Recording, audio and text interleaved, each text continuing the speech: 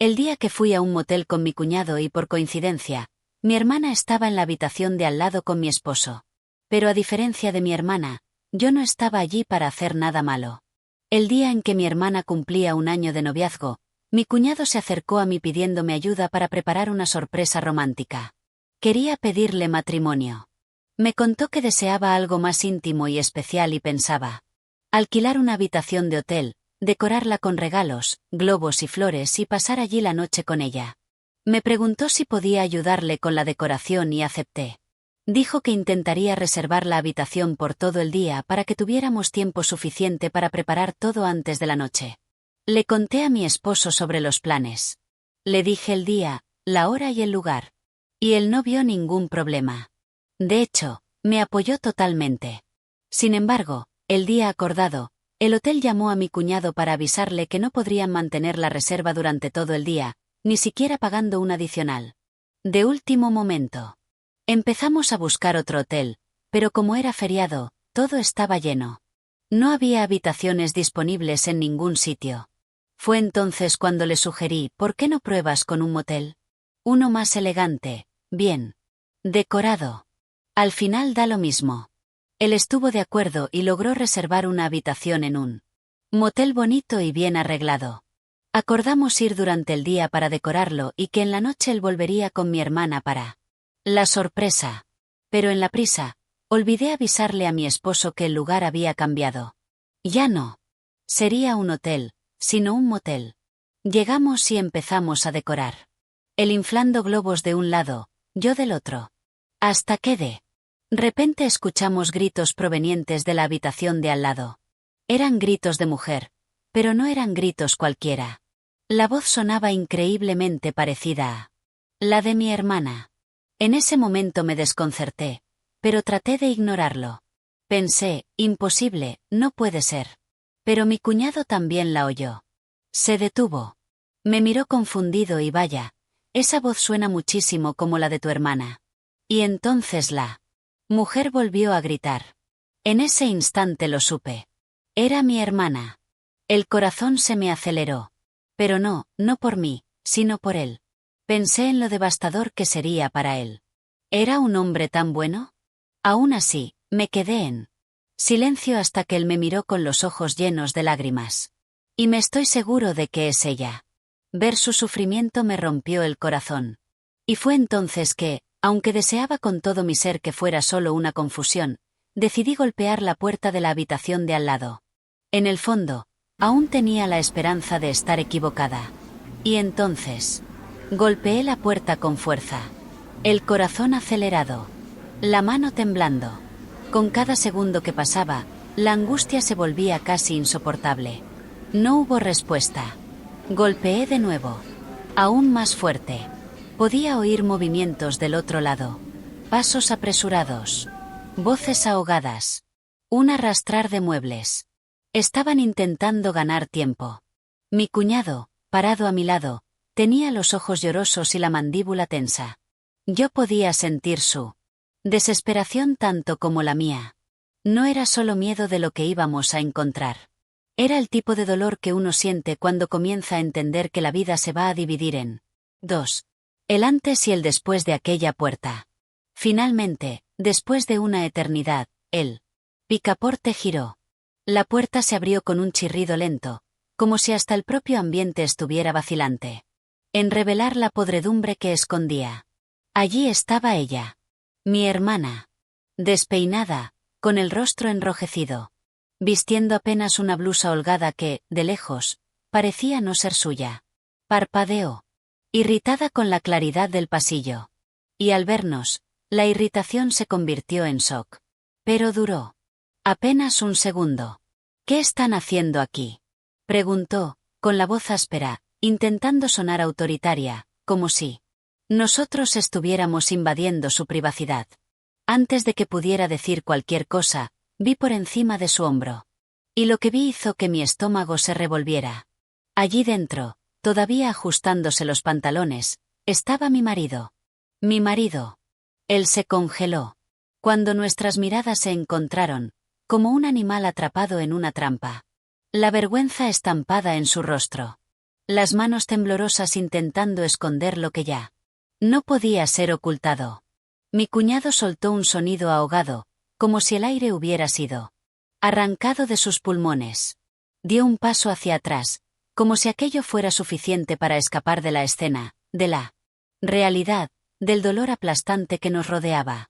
No es lo que parece, gritó mi hermana de repente, levantando las manos, la voz cortante y desesperada. Yo solo vine a hablar con él. Es coincidencia. Nos encontramos aquí sin querer. Hablar. Sin querer. Sin ropa. En un motel. Su cinismo me golpeó como una bofetada en la cara. Pero en aquel momento, lo que más me dolió no fue la traición en sí. Fue mirar a mi cuñado. Ver al hombre bueno que confiaba en ella ciegamente derrumbándose justo frente a mí. Ver cómo él todavía intentaba, por un segundo, creer en aquella mentira absurda, como si quisiera desesperadamente que todo tuviera una explicación plausible. Pero no la tenía. Él negó con la cabeza, lágrimas descendiendo por su rostro sin que siquiera intentara impedirlo. Quise abrazarlo, protegerlo, pero mis propias piernas apenas conseguían sostenerme. La rabia hervía dentro de mí, mezclada con una tristeza profunda. Pero mi dolor parecía pequeño ante el suyo. Mi hermana, percibiendo que las excusas no estaban funcionando, cambió de táctica. Se hizo la víctima. Comenzó a llorar. A decir que era culpa de él, de mi cuñado. Que él era frío, distante. Que ella estaba carente y vulnerable. Mi marido no decía nada. Se quedaba allí, callado, la cabeza baja, como un cobarde que no tiene ni la decencia de enfrentar las consecuencias. Sentí ganas de gritar, de destruir todo a mi alrededor. Pero permanecí inmóvil, como si estuviera atrapada en una pesadilla de la cual no conseguía despertar. Vi a mi cuñado alejarse, tambaleándose por el pasillo, como si cada paso doliera físicamente. Y yo lo seguí. Porque en aquel momento, yo sabía. Él me necesitaba más de lo que yo necesitaba aquellas explicaciones patéticas. Dejé a mi hermana llorando. Dejé a mi marido avergonzado. Y me juré a mí misma que aquella sería la última vez que ellos me verían bajar la cabeza. Ellos me habían traicionado. Pero la herida que dejaron en él, esa, jamás la perdonaría. Salimos del pasillo de aquel motel. Como si huyéramos de una explosión. El mundo parecía en cámara lenta. Yo oía mi propio corazón latiendo fuerte en mis oídos, las piernas débiles, el pecho aplastado. El rostro de mi cuñado parecía el retrato de la devastación. Él no miraba nada. No hablaba. Apenas caminaba en línea recta, como un fantasma. Cuando llegamos al estacionamiento, él se derrumbó. Se apoyó en el capó de su coche y comenzó a llorar. No era un llanto contenido o avergonzado. Era un llanto de perder el aire, de doblar el cuerpo de tanto dolor, de sollozar como si el alma se estuviera rasgando por dentro. Yo nunca había visto a un hombre llorar así. Nunca. Yo también quería llorar. Quería gritar hasta perder la voz. Pero ante su sufrimiento, me contuve. Porque, de alguna forma, aquello me dolía más que la traición que yo misma había sufrido. Entonces, me acerqué despacio, sin decir nada. Solo me quedé allí, a su lado, silenciosa, como quien intenta ofrecer un ancla para que alguien se sujete en medio de la tempestad. Le tomó tiempo conseguir respirar de forma normal. Cuando finalmente levantó el rostro, los ojos rojos e hinchados, me miró como si estuviera pidiendo ayuda sin usar palabras. «Ven conmigo», susurré. Mi voz salió fallida, temblorosa. Pero él entendió. Entré en mi coche y él, sin discutir, me siguió. Yo no podía volver a casa. No podía enfrentar a mi marido, es marido. Ya comenzaba a corregirlo mentalmente y fingir que todo estaba normal. No sabía ni por dónde empezar. No sabía qué decir, qué hacer. Solo sabía que no quería dejarlo solo. Cuando llegamos a mi casa, una casa que hasta aquella mañana parecía tan segura, tan llena de planes y sueños, el vacío me golpeó como un mazo. Todo allí llevaba su olor. Las fotos en el estante, los abrigos colgados, la taza de café en el fregadero. Todo ahora estaba sucio, corrompido. Mi cuñado entró vacilante, como si estuviera invadiendo. Yo solamente cerré la puerta con llave y dejé las llaves en la primera superficie que encontré. Ya no había reglas, ya no había protocolo para aquella situación. Estábamos los dos náufragos intentando agarrarse a cualquier pedazo de madera en el mar revuelto. Nos sentamos en el sofá, sin valor para mirarnos el uno al otro. El silencio era pesado, sofocante. Yo sentía las lágrimas ardiendo detrás de los ojos. Pero me negué a dejarlas caer. Tenía que ser fuerte. Por él. Por mí. Fue él quien rompió el silencio primero, con la voz ronca de tanto llorar. ¿Qué vamos a hacer? La pregunta quedó en el aire, flotando entre nosotros, como una sentencia. Cerré los ojos por un instante, intentando encontrar una respuesta. Pero la verdad era que yo tampoco sabía nada. Todavía no. Respondí bajito. Necesitamos pensar. Necesitamos entender qué pasó. Procesarlo. Él asintió lentamente, frotándose la cara con las manos. Parecía exhausto. Destruido. No quiero verla. No quiero oír su voz. No ahora, murmuró. Ni yo. Confesé. Vamos a guardar esto solo entre nosotros por ahora. No hablar con nadie. Al menos hasta que consigamos respirar de nuevo. Él asintió en silencio. No era un pacto de cobardes. Era el último intento de preservar lo que quedaba de nuestra dignidad antes de enfrentar al mundo allá afuera. Pero el sufrimiento era insoportable. Cada segundo dentro de aquella casa era como andar descalza sobre cristales rotos. Cada recuerdo me hería de una manera nueva. Y peor, no era solo mi dolor el que cargaba. Era su dolor también. Lo miré sentado allí, con las manos temblorosas y la mirada perdida, y algo dentro de mí se rompió. Ellos nos destruyeron. Ellos se rieron de nuestra confianza. Escupieron en nuestra lealtad. Y, aún así, en aquel momento, todo lo que yo quería era proteger a aquel hombre bueno de la crueldad que acabábamos de presenciar. Porque si el mundo ya nos había dado la espalda, al menos todavía nos teníamos el uno al otro. Durante algunos días, la casa quedó sumergida en un silencio pesado. Mi cuñado prácticamente se mudó a la habitación de invitados. Ninguno de nosotros tenía fuerzas para hablar sobre lo que pasó.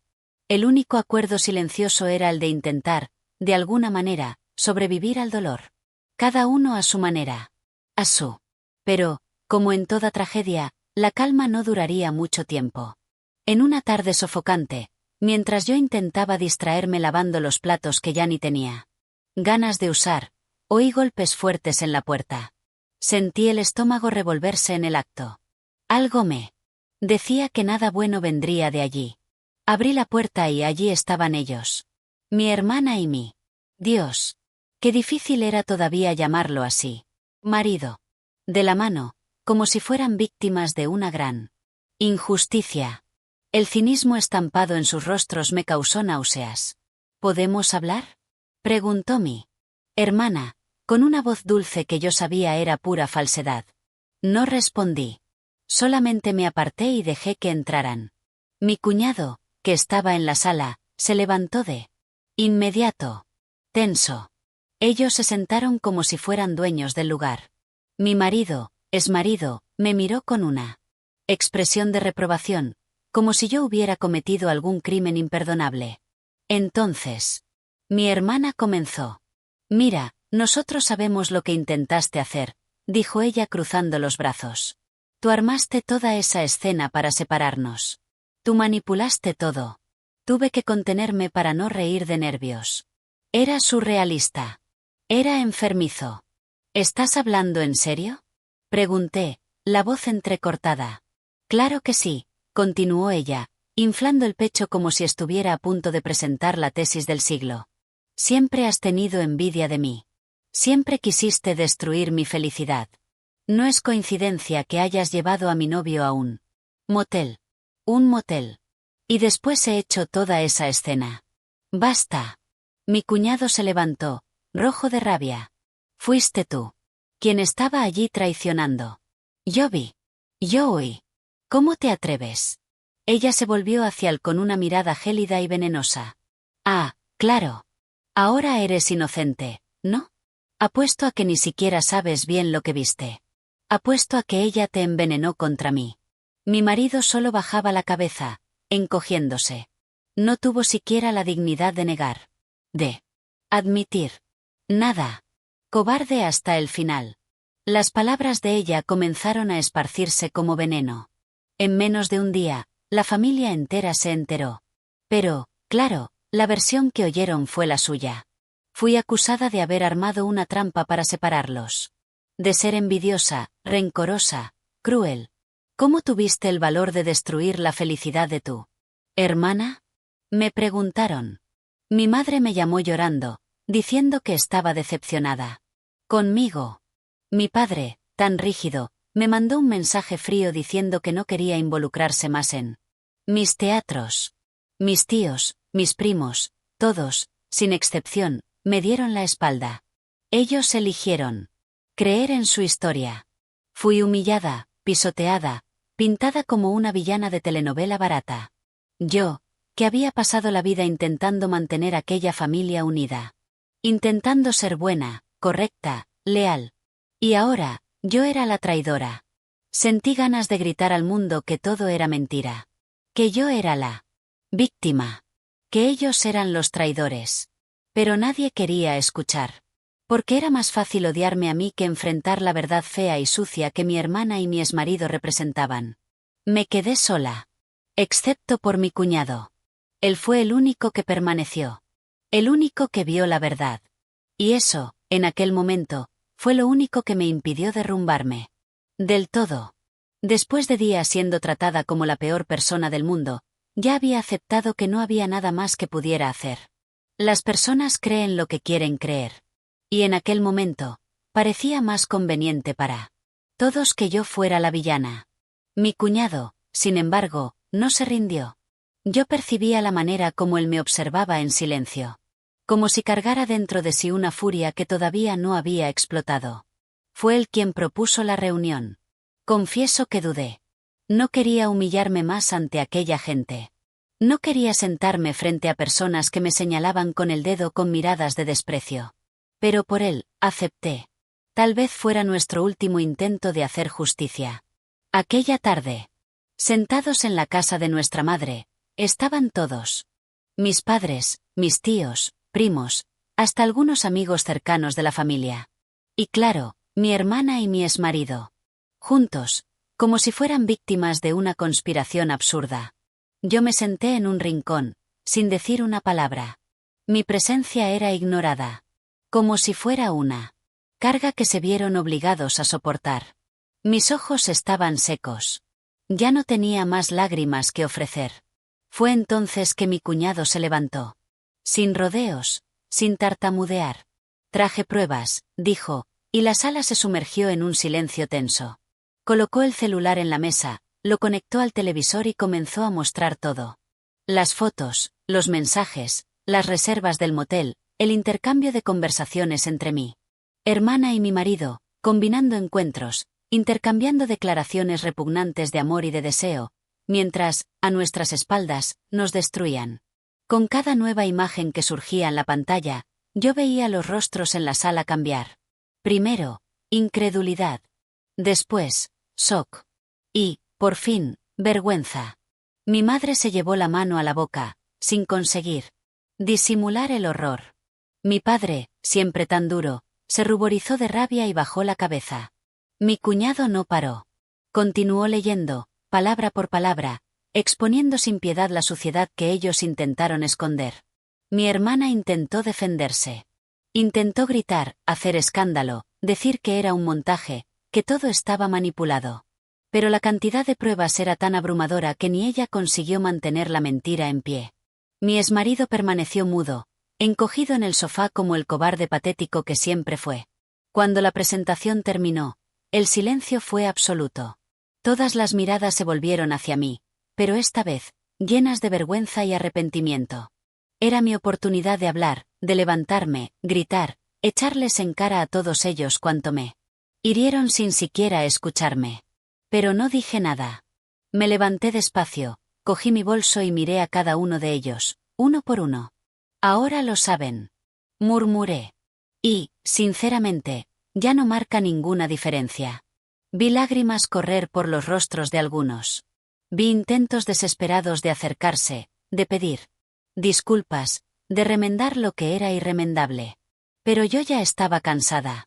Cansada de mendigar amor, comprensión, respeto. Sin mirar atrás, salí por la puerta. Dejé atrás a mi familia.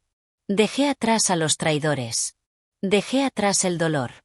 Y por primera vez en mucho tiempo, sentí algo nuevo dentro de mí. Libertad. Ellos me perdieron. Y yo, finalmente me encontré. Los meses que siguieron fueron difíciles. Muy difíciles. Al principio todo parecía un vacío. Me despertaba y me preguntaba quién era. ¿Qué quedaba de mí después de que me robaron? ¿Todo? ¿Mi matrimonio? ¿Mi familia? ¿Mi reputación? Pero poco a poco, el dolor se fue, transformando en algo diferente. Algo más fuerte.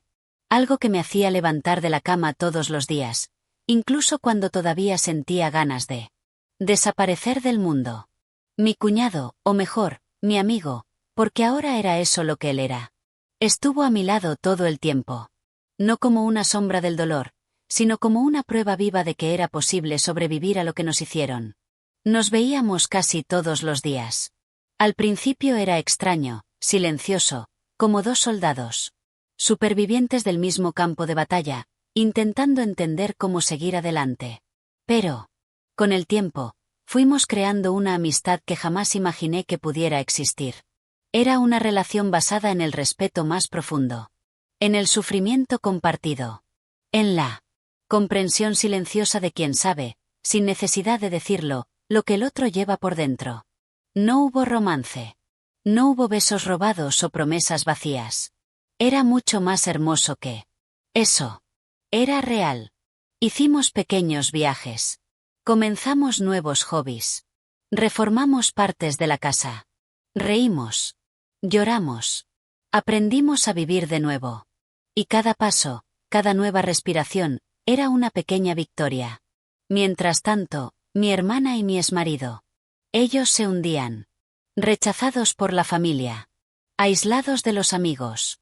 Vistos como la vergüenza de todos los que alguna vez los conocieron. No tardaron en comenzar a intentar acercarse de nuevo.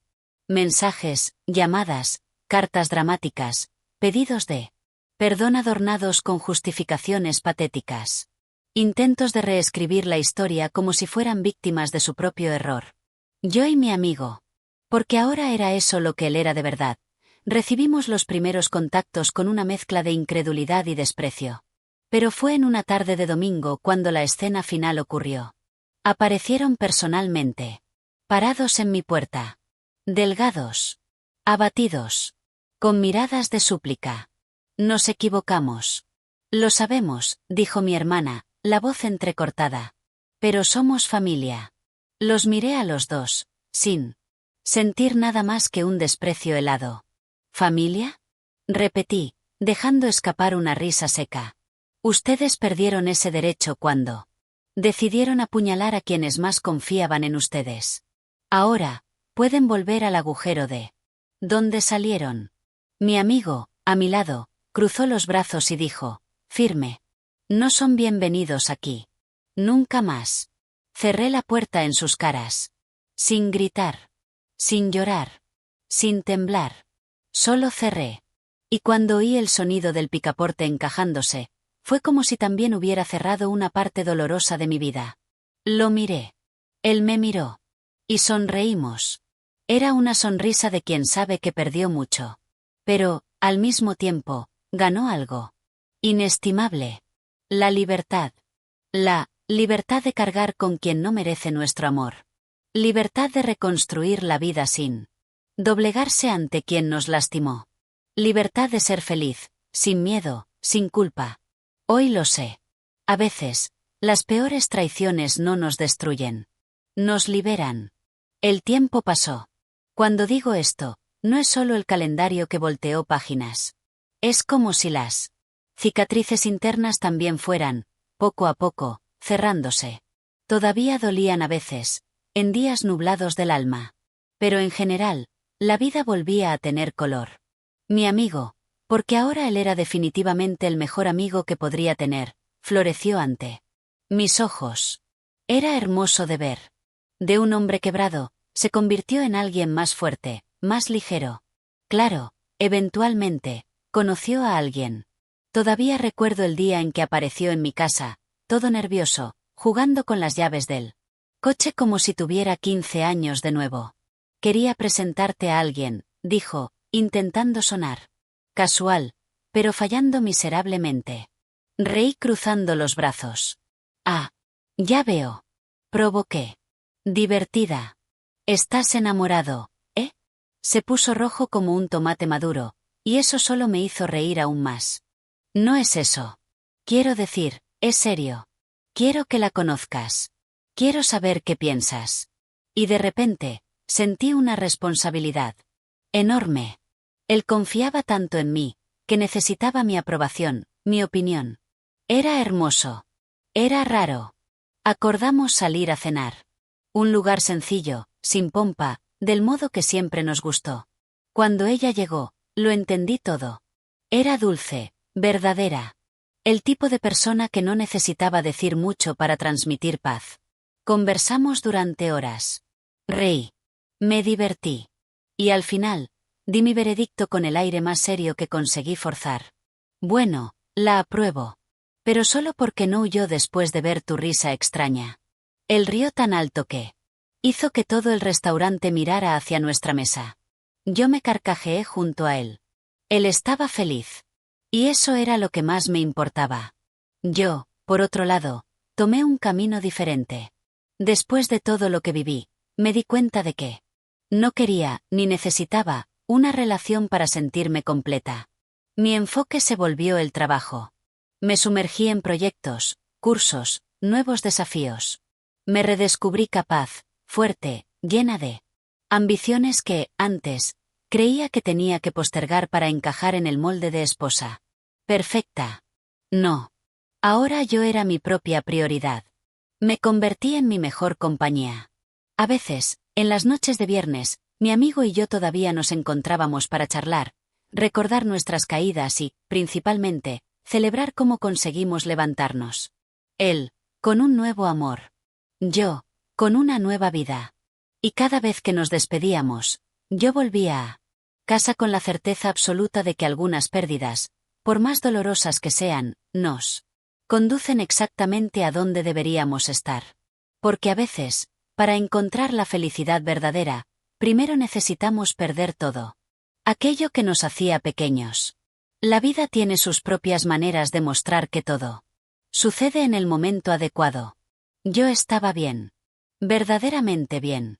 No esa felicidad forzada que uno finge para el mundo, sino una paz silenciosa que llevaba conmigo, incluso en los días más ajetreados. Fue en una tarde soleada, mientras organizaba mis papeles en la oficina, que él apareció. Con esa sonrisa tonta que yo ya conocía tan bien, entró sin ni siquiera llamar, como hacía siempre, y se tiró en el sofá, nervioso y radiante al mismo tiempo. Tengo algo que contarte. Anunció. Si es para decir que aprendiste a cocinar, ya te aviso que no te creo. Respondí riendo. Él puso los ojos en blanco, pero mantuvo la sonrisa. Voy a ser padre. Por un segundo, el mundo se detuvo. Sentí mis ojos llenarse de lágrimas, pero esta vez de felicidad genuina. Él, que un día pensé que lo había perdido todo. Ahora estaba comenzando una nueva historia. Me levanté de un salto y lo abracé tan fuerte que él se quejó, riendo. Felicidades, amigo mío, susurré. Y hay más, dijo soltándome despacio, los ojos brillando de emoción.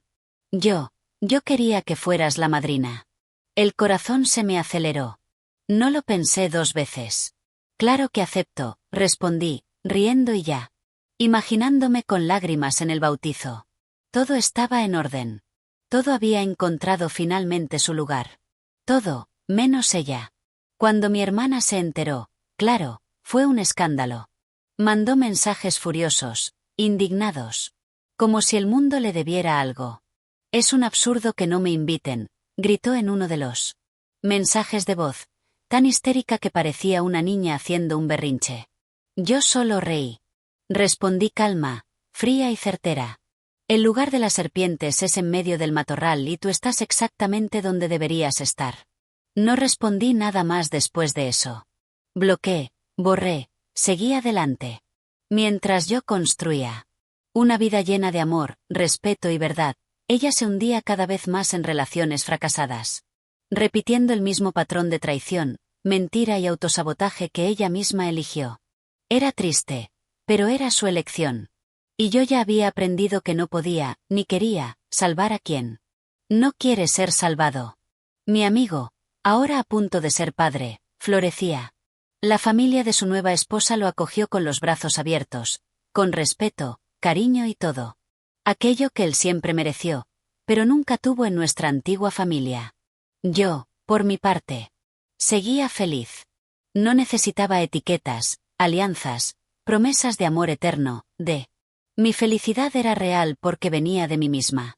Y, en aquella nueva vida que construimos juntos, él con su familia, yo con mis sueños y conquistas, entendimos que, a veces, la verdadera victoria es simplemente ser feliz mientras los otros se hunden en sus propias elecciones, sin odio, sin rencor, simplemente libres.